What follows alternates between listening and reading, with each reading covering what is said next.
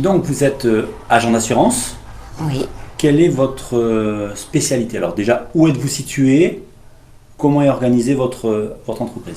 Alors, nous sommes 2 agents généraux, mari et femme. Nous sommes installés, nous avons 2 agences sur le Pays Basque. Une à Saint-Jean-de-Luz, qui est un point de vente secondaire, et notre siège social qui est à Anglette, où vous êtes actuellement.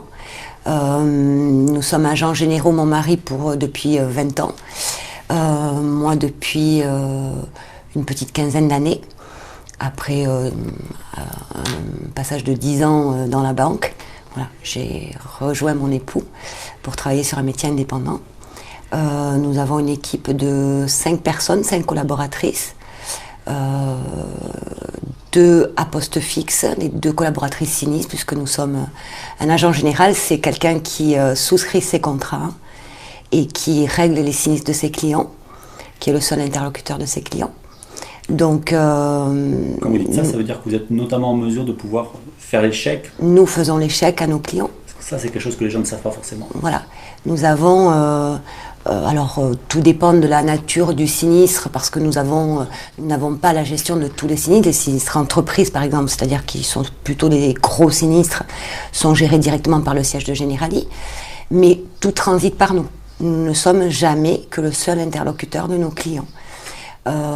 C'est d'ailleurs ce qui, aujourd'hui, dans un environnement aussi concurrentiel qu'est celui de l'assurance, c'est ce qui nous distingue de nos concurrents. Voilà, outre le fait que nous exerçons un métier de conseil et pas de vente. Voilà. Dans les faits, donc, une équipe de 5 collaboratrices, et les 2 collaboratrices sinistres sont sédentaires. Nous avons une collaboratrice sinistre dans chaque agence. Ensuite, sur la partie gestion commerciale, souscription, nous sommes 3 souscripteurs de contrats. Donc mon époux, Emmanuel qui est collaboratrice associée, puisque nous avons un projet commun de la mener à notre succession, dans un horizon de 3-4 ans déjà. Et puis ensuite de prévoir notre succession, parce que nous n'avons que 50 ans, donc nous sommes encore jeunes et loin de la retraite, mais loin, pas si loin que ça, parce qu'en fait, il reste une quinzaine d'années, puisqu'à 65 ans, nous serons tenus de cesser nos fonctions. Ça, c'est prévu de par notre mandat d'agent général. Donc nous avons aujourd'hui un horizon de 15 ans devant nous. 15 ans, les 15 années qui viennent de se passer sont passées à la vitesse grand V. Donc, comme ce sont des affaires très intuitu personae, puisque souscripteur de contrat, c'est nous qui allons chercher nos clients. On se choisit mutuellement au moment où on fait la souscription d'un contrat, et on est dans une démarche très globale de conseil. Donc, on assure nos clients professionnels dans leur cadre professionnel, mais dans leur cadre personnel, après les enfants, voire les petits-enfants. Donc, on est sur des relations clients qui ont déjà une durée de vie très longue. Et tout ça, à un moment donné, il faudra le transmettre à un successeur. Voilà, parce qu'on sait très bien que si ça ne se fait pas, notre successeur aura quelques difficultés à conserver l'affaire telle qu'on l'aura développée. Donc le but du jeu, c'est en fait, à un moment donné, de faire rentrer de la jeunesse, plus jeune que nous, pour transmettre, parce qu'en plus on a cette envie-là, tous les deux, de transmettre cette expérience. À des jeunes qui, eux, ont l'énergie, la fougue sur la partie commerciale, et auront besoin de nous un peu sur la partie technique, et puis à l'intérieur de la maison, parce que c'est bien joli d'être dehors, parce que notre métier, c'est beaucoup être dehors, mais il faut que la maison soit super bien gardée, parce que nos clients viennent nous voir, et il faut qu'ils soient bien reçus. Le service est la règle d'or chez nous. Une question, alors avant de rentrer dans le détail, notamment des pros, mais alors, déjà, les atouts de Generali. Generali est déjà une compagnie dont la seule représentation géographique en France, c'est son réseau d'agents généraux. Voilà. Donc, ce qui veut dire déjà dans la relation avec notre mandante, des délégations de pouvoir qui sont beaucoup plus étendues que pour d'autres compagnies. Ce qui veut dire que l'agent général, elle veut des agents généraux entrepreneurs forts, qu'elle est allée choisir avec un système assez particulier et assez pointu de recrutement de ces agents généraux. Donc ça facilite après pour un agent général la discussion quelle qu'elle soit, que ce soit au niveau de la souscription, puisqu'on va traiter en direct avec la direction de Generali, il n'y aura pas X intermédiaires. On a une inspection commerciale IARD, incendie, accident, risque divers, hein. Et puis on a une inspection commerciale vie, puisque nous faisons de l'IARD et de la vie. Nous sommes un agent général, donc un généraliste. Nous avons 2 interlocuteurs par rapport sur des sujets, certains qui interviennent sur pas mal de sujets qui peuvent être intermédiaires par rapport à la compagnie, mais après sur des sujets sensibles, des discussions qui nécessitent un aboutissement rapide, c'est très fluent puisque on discute avec la direction de Generali. Elle veut un réseau d'agents généraux fort, donc on a des discussions qui vont vite et qui sont généralement suivies des faits. Donc ça, déjà, c'est très bien. Ensuite, Generali, c'est en fait une compagnie italienne qui a démarré sur la souscription vie. Donc tout ce qui était épargne à l'époque, hein, l'assureur italien, il était sur tout ce qui était produits financiers. C'est une compagnie qui a grossi en rachetant d'autres compagnies, mais il y a toujours cette fibre-là de l'assurance vie, c'est-à-dire au sens large, l'assurance des personnes, l'épargne, l'assurance, la protection sociale des indépendants, des entreprises au niveau collectif. On a tous les panels de solutions possibles pour nos clients. Voilà. Une clientèle que vous appréciez particulièrement, en tout cas, que vous aimez adresser, ce sont les pros. Voilà. Quel est votre plus, justement, pour pouvoir adresser les pros?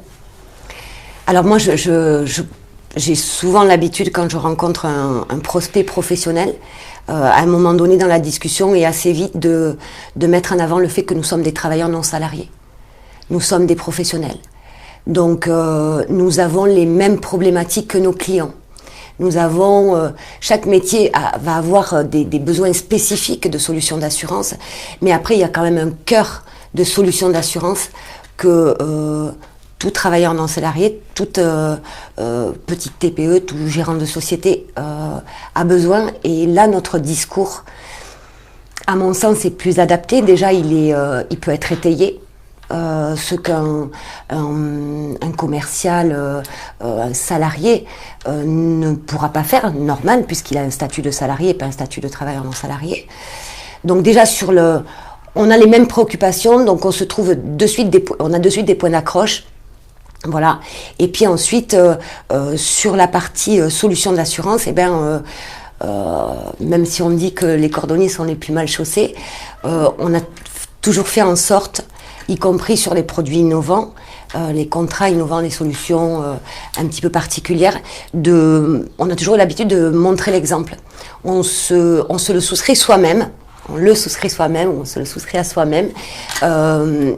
Il n'y a rien de mieux pour pouvoir aller après argumenter de l'intérêt d'une solution à un client professionnel. Voilà. Bien. Toujours au niveau des pros, oui. Comment vous arrivez à gérer le fait qu'il y ait une multitude de professionnels différents? Je vais prendre un exemple, par exemple sur un ERC Pro, entre assurer une entreprise et une industrie dans le domaine chimique ou une TPE qui travaille dans le domaine du bâtiment, c'est pas la même chose, c'est pas la même activité.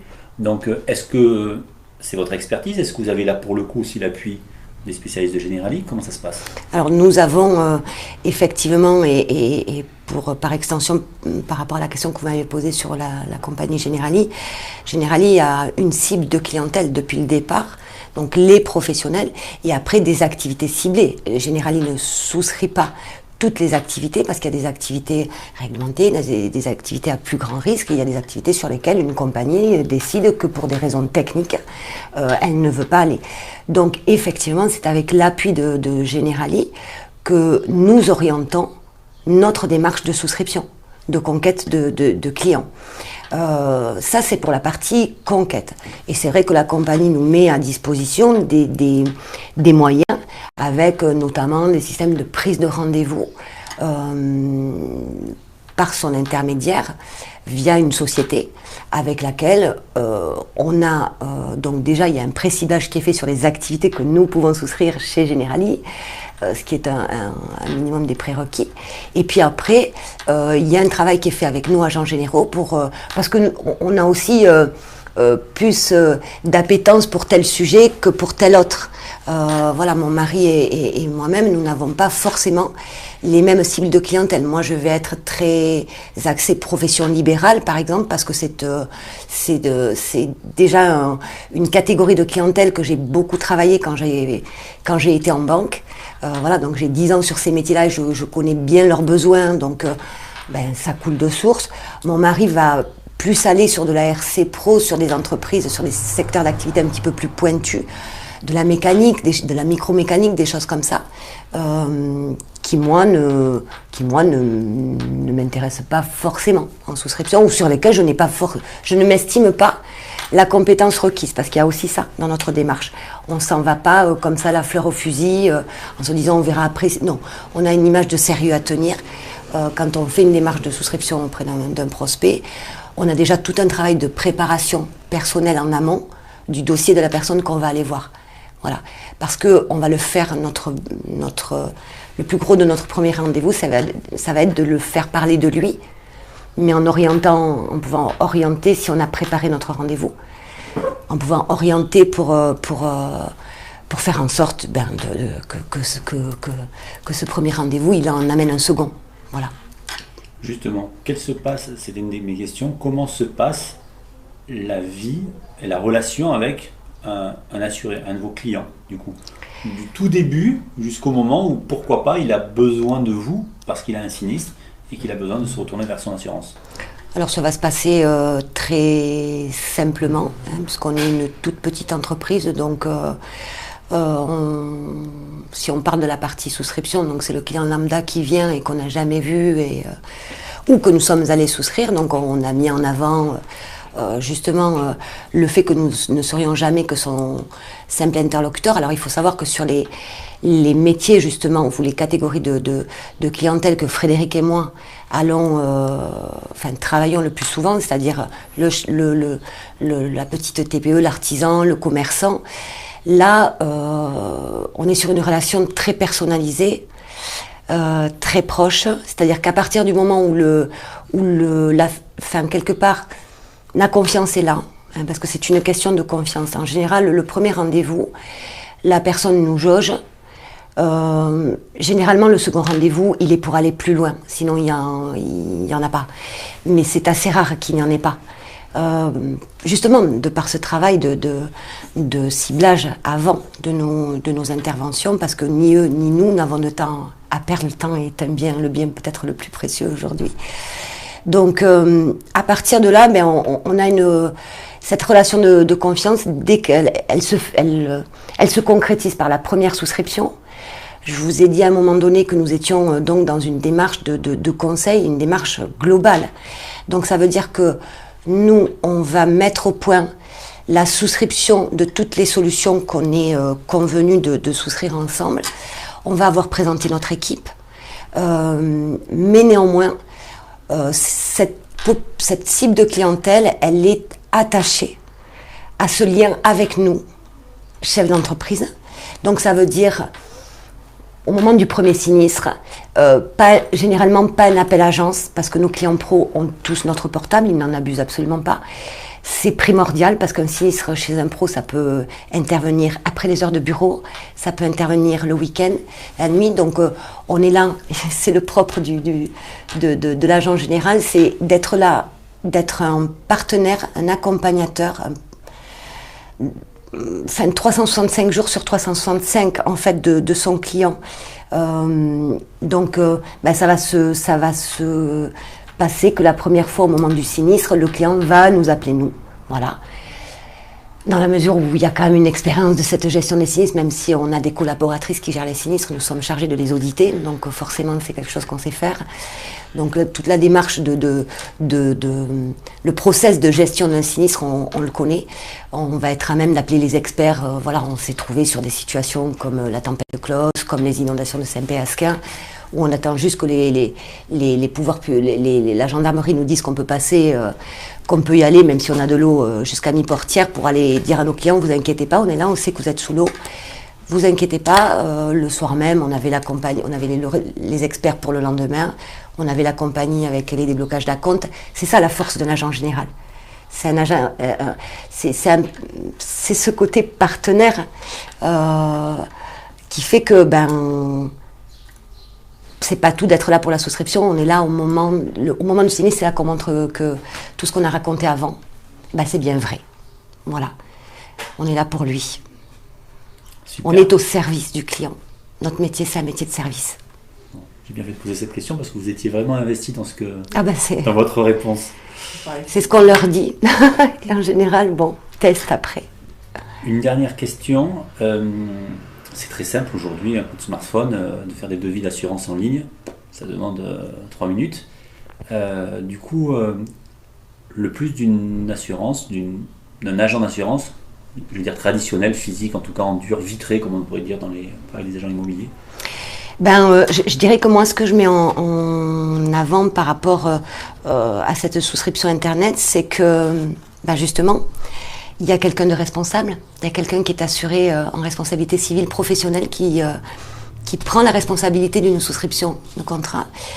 Et souscrire sur Internet, essayer de faire en sorte de dissuader, entre guillemets, ou en tout cas de convaincre, plutôt, parce que dissuader c'est négatif, mais convaincre un client de ne pas souscrire à Internet, c'est en mettant en avant le fait que le code des assurances, personne ne le connaît, sauf les professionnels du métier. Il y a une chose qui existe, c'est la faute, l'erreur de déclaration non intentionnelle.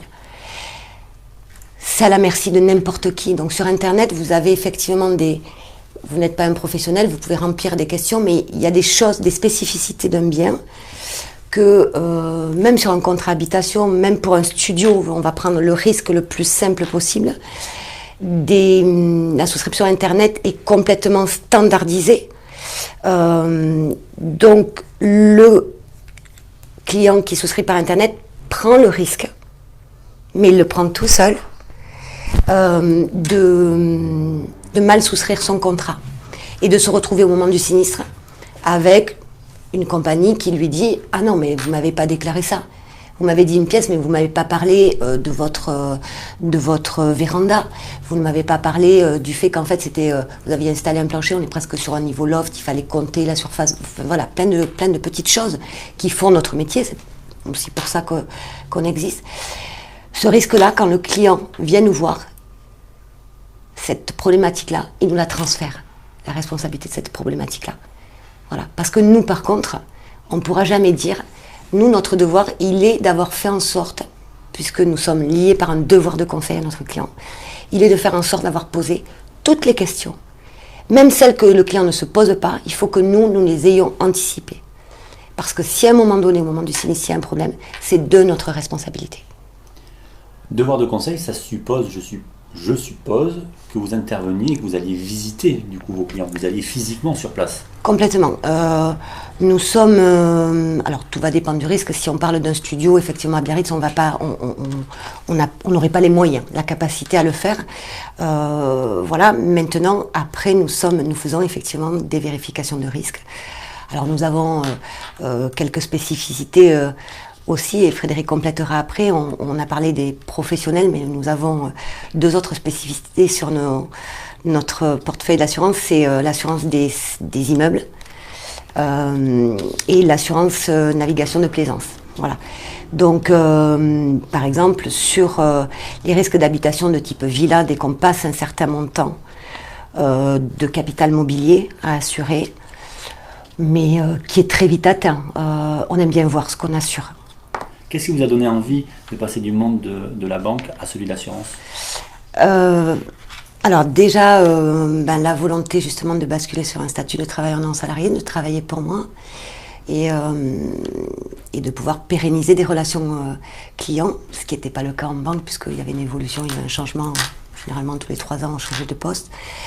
Voilà, ensuite une aventure commune avec mon époux.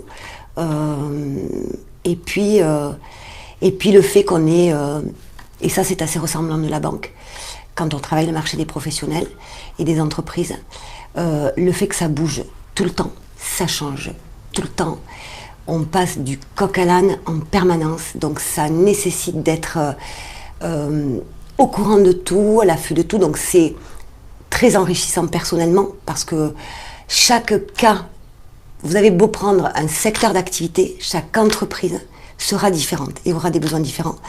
Donc chaque fois, on grandit en fait avec les histoires de nos clients, le développement de nos clients. Et ça, c'est génial. On s'éclate. Voilà. Super. Ce sera le mot de la fin. Merci beaucoup. Voilà, avec plaisir.